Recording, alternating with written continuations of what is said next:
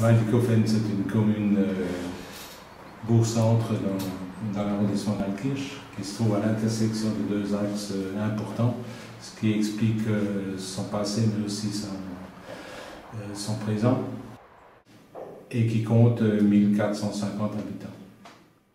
Mais Waldighofen, c'est un village ouvert qui possède pratiquement tous les services et qui en même temps reste une commune rurale, ouverte et verte, où la nature n'est jamais très loin.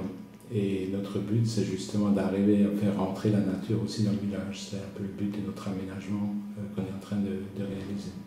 Et est-ce que vous pouvez expliquer un peu plus alors quels sont ces aménagements?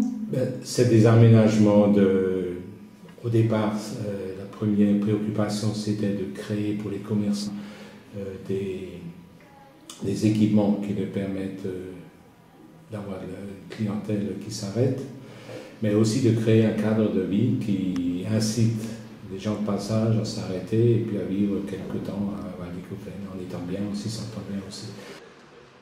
Au départ de tout, il faut aimer son village et puis aimer ses habitants. Est-ce que ça veut encore dire quelque chose d'être dans le Sundgau aujourd'hui?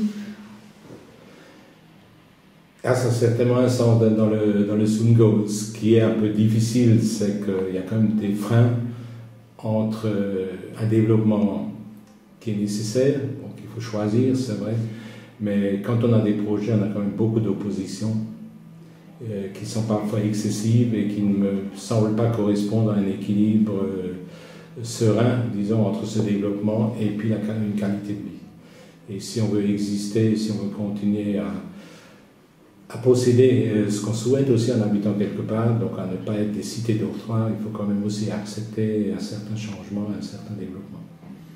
C'est-à-dire un développement dans quel sens? Mais je vois que pour tous les grands projets, on a énormément d'opposition, il faut des années pour y arriver. Je prends aussi l'exemple d'équipements absolument nécessaires comme une station d'épuration. Je me suis battu pendant de très longues années, où on voit vraiment des blocages systématiques viscéraux qu'on ne comprend pas, qui ne correspondent plus à une réalité.